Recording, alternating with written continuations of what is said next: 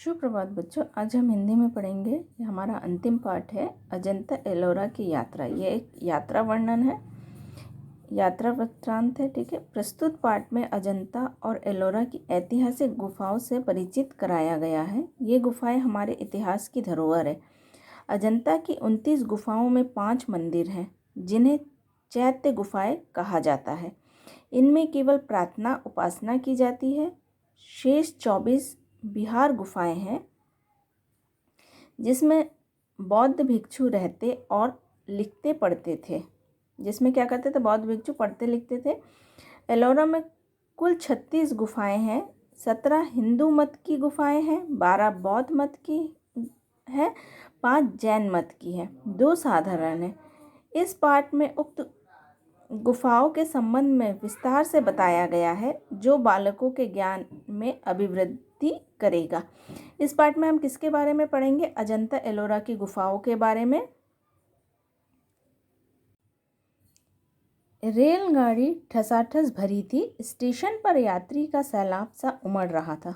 गर्मियों की छुट्टियों का पहला दिन था। हमारे विद्यालय ने यात्रा दल की एक गाड़ी में स्थान पहले ही आरक्षित करवा लिया था।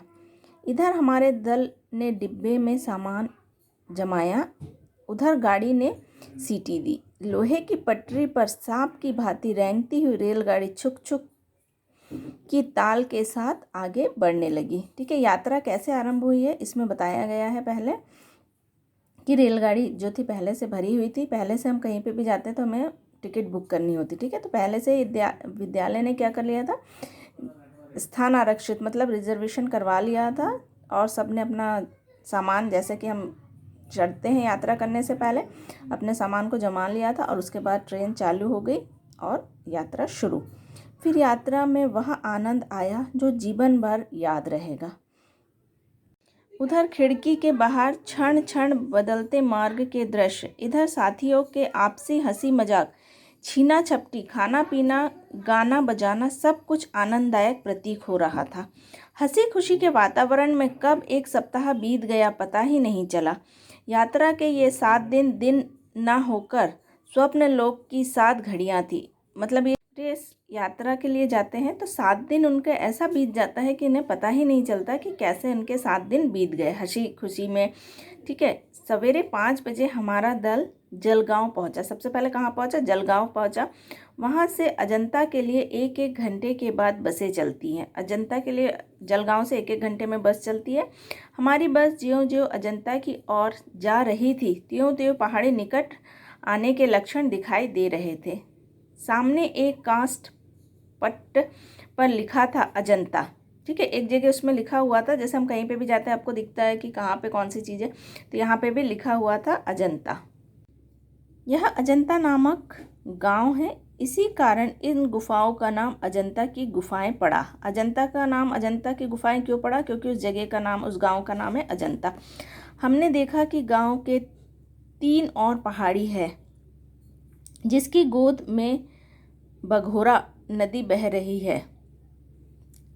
हम एक पथ प्रदर्शक के साथ अजंता की गुफाएं देखने चल पड़े। पथ प्रदर्शक मतलब जो ये होते गाइड। हम कहीं नई जगह में जाते हैं तो हम गाइड लेते, जिनको सब कुछ पता होता है, वो हमें उस जगह, हमें पूरी जगह घुमाते हैं और उसके बारे में हमें बताते हैं।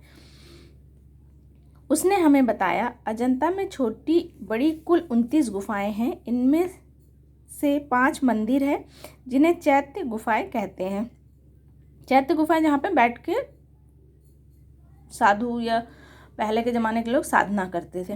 इन गुफाओं में केवल प्रार्थना उपासना की जाती थी। इसके अतिरिक्त 24 विहार गुफाएं हैं, जिनमें बौद्ध भिक्षु रहते और पढ़ते लिखते थे। ये सभी गुफाएं एक ही पहाड़ को काटकर बनाई गई। जितने भी गुफाएं हैं वो किस में बनाई गई? एक ही पहाड़ को काट के बनाई गई है।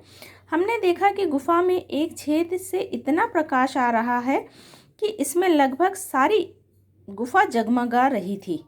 मतलब एक ही जगह से प्रकाश आ रहा था और सारी गुफा जगमगा रही थी, मतलब उजाला था। दीवारों और छतों पर सुंदर चित्र अंकित थे, और मंदिरों में पत्थर काट कुरेद कर सुंदर मूर्तियां बनाई गई थीं। अजंता की गुफाएं इसीलिए प्रसिद्ध है ना। हमारे इतिहास शिक्षक ने बताया अजंता के ये चित्र किसी एक समय में नहीं बने, भिन्न भिन्न समयों में भिन्न भिन्न कलाकारों ने इसका निर्माण किया। मतलब अजंता की गुफाओं में जितने भी चित्र बने हैं पत्थरों को काटकर, ये एक समय में नहीं बने, अलग अलग समय में अलग अलग कलाकारों ने बनाया है। इसका निर्माण गुप्त काल में हुआ। ऐसा अनुमान है कि पहली गुफा के चित्र 100 ईसा में बने और सबसे बाद की गुफाएं 628 ईसा में बनकर तैयार हुईं। हमने गुफाओं में घूम घूम कर चित्र देखे। कहीं कोई राजकन्या हाथ में कलश लिए हुए बौद्ध के सामने खड़ी है, कहीं कोई यक्ष कुमारी हाथों में सुंदर पुष्पों की माला गूंथ रही है, कहीं कोई पत्नी संन्यास लेकर संघ में जाते हुए अपने पति को देख रही है। इस टाइप के उसमें चित्र जो कि पत्थरों को काट के बनाए गए हैं।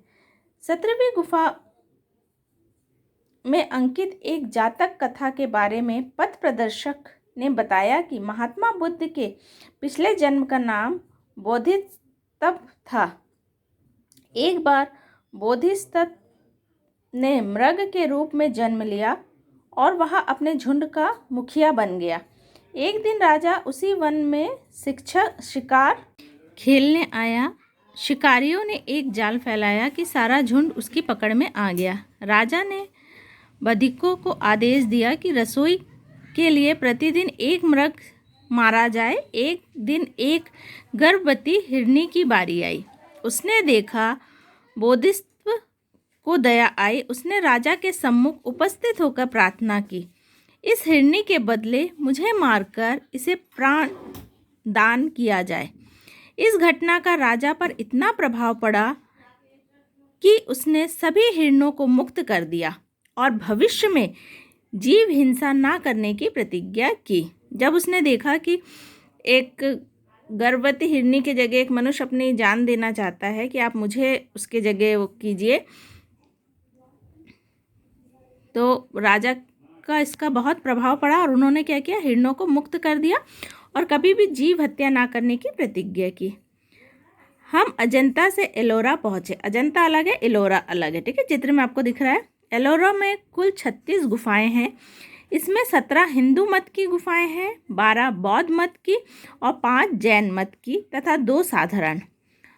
हम तो पहले गुफा देखकर ही चकित रह गए। उस काल में जब मनुष्य के पास आधुनिक यंत्र नहीं थे, केवल छेनी और हथौड़ी से पहाड़ तराशकर ऐसे कला मंदिर बनाना सरल कार्य नहीं था।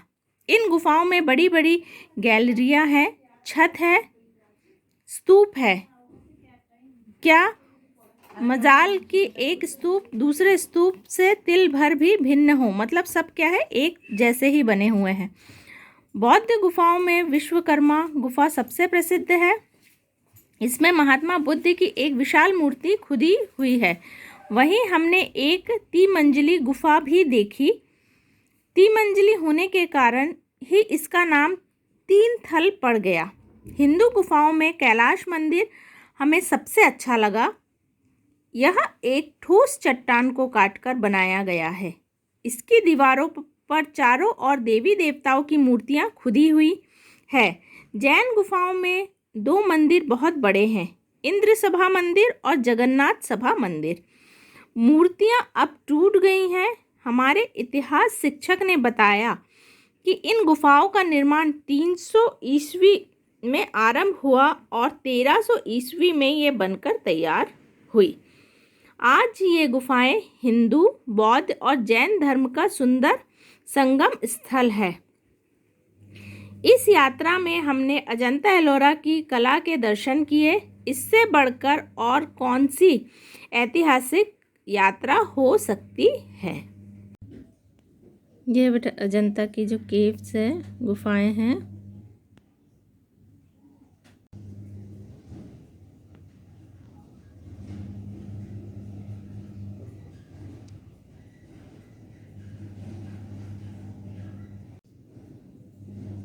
इस टाइप से बनी है अजंता की गुफाएं।